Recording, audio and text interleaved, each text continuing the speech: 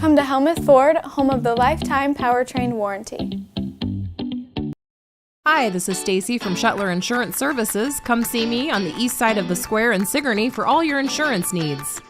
Skunk River Radio, country music from 1990 through 2010 with some Iowa country music sprinkled in. Listen at skunkriverradio.com, download the app, listen on Alexa by saying, Alexa, play Skunk River Radio on TuneIn. Skunk River Radio will also be available on Google Assistant in the near future. You can listen to me, Steve Shuttler, each weekday morning from 6 a.m. to noon, and listen to The Haze from noon to 6 p.m. Skunk River Radio, online radio for country music from 1990 to 2010.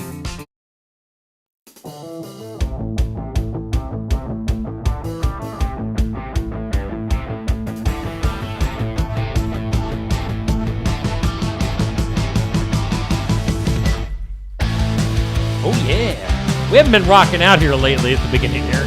Come on. There we go. A little Aaron dance. Time for Real Talk.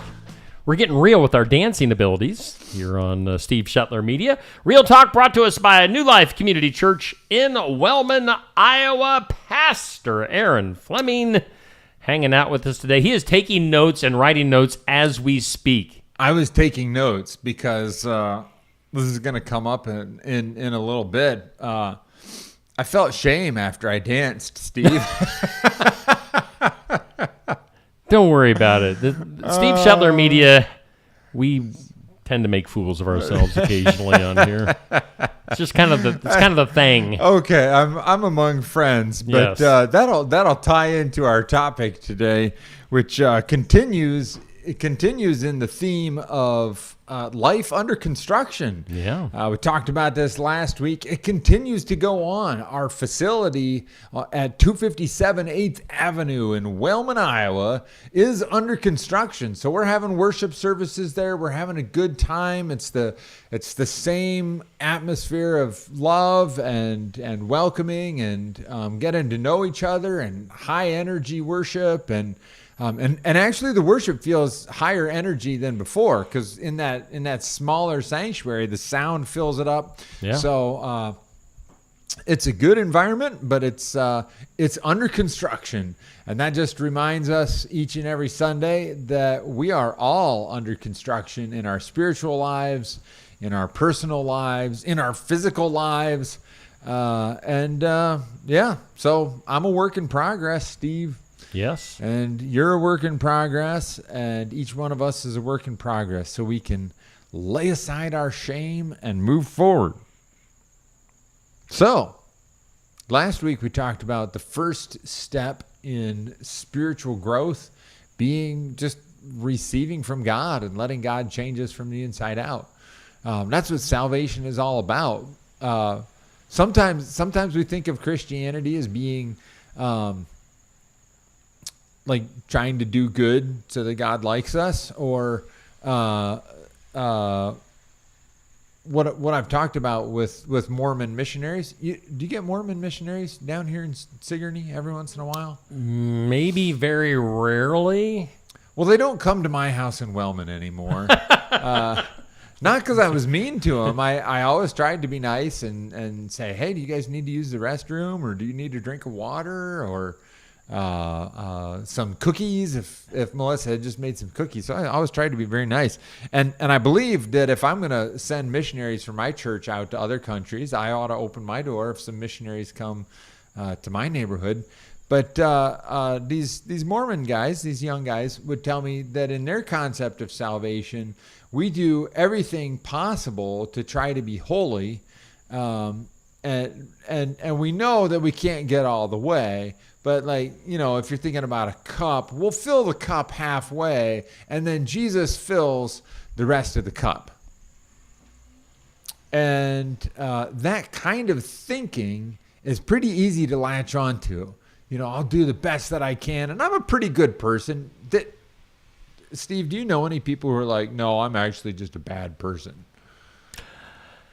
I mean, there's some people that are pretty down and out and, down on themselves. So, yeah, I think so. Yeah, a few. But most of us kind of like most, to think, yeah, most. well, I'm not Hitler.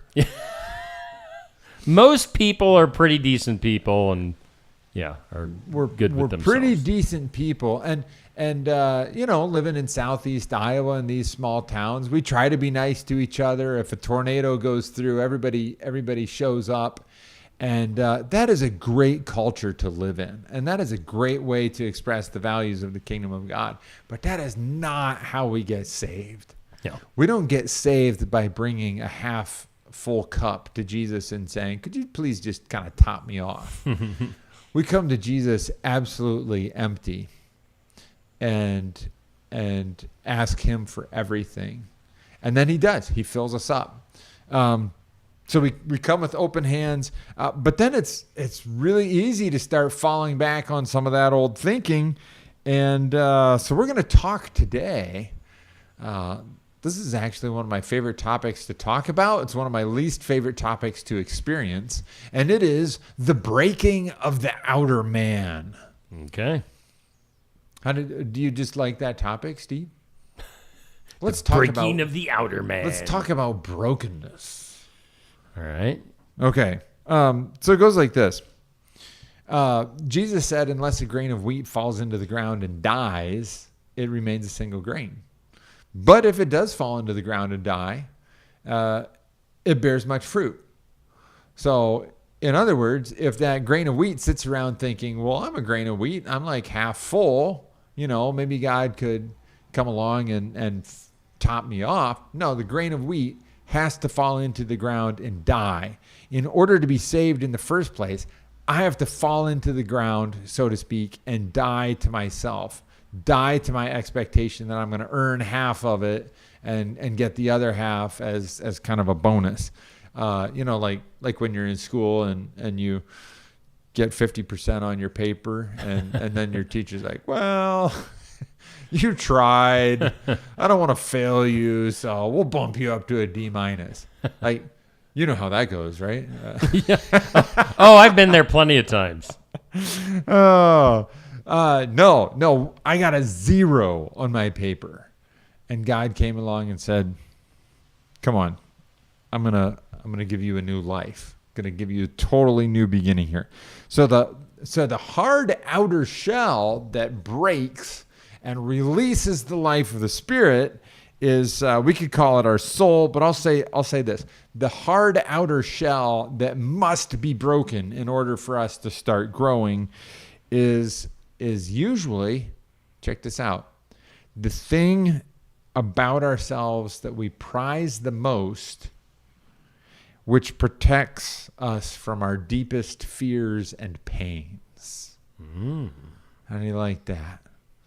The thing that we prize the most that protects us from our deepest fears and pains. Yep.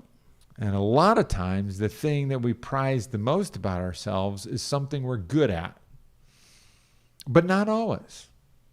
Sometimes we prize so let me say it in a different way. The thing that we prize the most is the thing that protects us. So a lot of times that's something we're good at, but sometimes it's not. So let me make some examples, okay?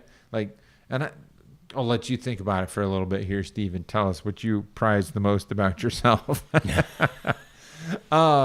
Efficiency. I love efficiency. Like when I'm working, especially back in my old wood shop days, I loved to find the way of making a thing that would go the fastest, and I would try to set up a system so that I could. And my favorite thing to make was door stops, wooden door stops, and I probably started off making like 15 an hour, and I just honed the process and got better and better and better until I maxed out one day at about 44 door steps an hour. And those things wholesaled at $4 a piece. So I felt pretty good about that. Yeah. And you can tell, like, I'm sort of glowing as I describe this, aren't I? Efficiency. And so we prize that about ourselves. Some people prize their intellect. And you bump into those people, and sometimes it feels like a bump. because they're really smart and they kind of bowl you over with their smartness, but you never quite know how they feel. Some people prize their anger, like some people prize their niceness. Ooh, that one's smarts for Iowans, right? Like we think we're Iowa nice. Iowa nice. We're nice people here. Bless your heart. Some people prize their funniness. Like, oh, that guy's always cheerful. He's always cracking a joke. He's, the guy who's never serious. But some people prize their body. Like in beyond I would like to be healthy kind of way. For some people, their body just kind of defines their whole being. And then it can be other things. It can be weaknesses like ADHD or mental illness or some, and this is really weird, but in working with people trying to overcome substance abuse itself becomes an identity and becomes the thing that individual prizes. And most of the time people in that situation know that it's crazy and self-defeating, but there it is. So, this is weird stuff. So then you kind of got to identify, what is this thing that I prize so much about myself? And then how do I let God break that and move me past that? Because, let me just talk about efficiency. What does efficiency give me? Also, I used to prize my ability to do public speaking. Yeah. Now I'm just like stumbling all over everything. Efficiency gives me a feeling of worth. And I think that if I'm honest, I probably really fear not having worth. So here's the truth. I can get really cranky in situations where I'm forced by circumstances or by other people to be inefficient. I can get cranky, demanding, judgmental, critical. And when I'm being cranky, angry, judgmental, critical, and all that kind of stuff, nobody senses the love of God coming out of my life. Nobody enjoys the so there's another story in the Gospels that I almost always share when I talk about this grain of wheat falling into the ground and dying. It's the story of the woman who brings a stone jar of perfume to anoint Jesus before his death and burial. And she doesn't just dab a little perfume on her finger. Like, are you an aftershave guy, Steve? No. But I know what you're talking about. Yeah, like you just pat a little on. I'm not. I use aftershave about 4 times a year. It's a special event. Yeah, when aftershave like when I want to feel fancy. Almost every time I wear a tie, which is probably less than 4 times a year. But whenever I wear a tie, I shave and I put on aftershave. I don't even know why. Like my wife doesn't like it. It's not like she's like, "Oh wow, you smell good. Let me kiss your face." She doesn't even like it, but it makes me feel fancy. So yeah, we dab aftershave and perfume on. This woman breaks the jar, and we're told that jar contained perfume that was so valuable it was worth a year's worth of wages. And listeners, we don't know what your wages are, but just think, whatever it is, $30, $40, $50, $60, $70,000 a year. I think Washington County median family income is like $56,000, and I think Keokuk County is a little bit lower, but $55,000 worth of perfume, and she breaks the jar and pours it out. And the book of Mark says that the whole house was filled with the fragrance. The whole house was filled with the fragrance. But when I think that the most valuable thing about me is my efficiency and my productivity, then mostly what people get from me is an aroma of impatience and judgment Yep. and crankiness and frustration, and the whole house fills with that fragrance, and that fragrance is just rotten. But if I allow God to break that sense of value, then the fragrance of Christ comes out of me. And the cool thing is that then I can go back and be efficient with a spirit of gentleness and a spirit of peace and a spirit of joy and all that good kind of stuff, instead of that spirit of fleshly, rotten grossness. So, yeah, that's what I'm thinking about today, is the breaking of the outer man. And then the inner man is the spirit.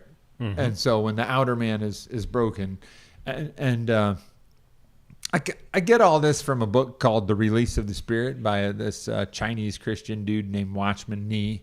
Hang around with me long enough and you'll hear me talk about Watchman Nee. But the body, this is not about brokenness of the body. The body, Watchman Nee calls the outermost man, and he hardly talks about it at all, because the struggle that we experience in life is not about our flesh. It's like our physical body. It's about this contest between our spirit and our outer man, that thing that we prize so much. Yeah. Good stuff. Yeah. So as we move into letting God do construction on our life, which maybe is an important thing to think about. Who's doing the construction in my life? Is it me sweating, running that jackhammer, beating myself up for my mistakes? Is it me doing the construction? Or is it God doing the construction and me cooperating with him? So I can expect the breaking of the outer man. And in my experience, breaking is never fun and never pain-free, but it's the treasure on the other side of the breaking that I'm after. So, yeah, I think we'll wrap up there for today. Seems like a good stopping point. But we'll be back next week with more real talk about the spiritual life. And when we say real talk, we're not talking about being obnoxious and offensive and stuff like that, trying to get in your face. But there are some spiritual realities that we do need to address. That can be hard to swallow sometimes. Yeah. It's just the facts. But we hope to do it with the spirit of gentleness and joy and hope. Because I do really have hope that as we submit ourselves to the hand of God, he'll bring us through into a better place. So, hey, if you live anywhere close to Wellman, Iowa, and you're looking for a place to worship on Sunday morning and a group of people to connect with, why not give New Life a try? You can check us out on Facebook and watch a live stream if you'd like to check us out that way. I will warn you, if you watch us on Facebook, the sound of our worship team is much better in person. We do not have a high dollar audio system set up to make that broadcast sound really great. So don't let that deter you, but listen to the spirit, listen to the energy that you feel coming out of the room. And then come on by and visit us on Sunday morning at 10 o'clock, 257 8th Avenue. You can come in the 8th Avenue entrance. Or there's more parking on the 9th Avenue entrance where there's a city parking lot. And we'll have signs out there, and you can find us. Or just drive around Wellman. It's not that big. It's not that big. Ask somebody. Ask somebody, and hopefully they'll know. Otherwise, you're just out for a nice Sunday morning drive. So we'll see you around soon, everybody. All right. We thank New Life Community Church in Wellman for being our sponsor of the show. And we'll do some real talk again next week here on Steve Shetler Media.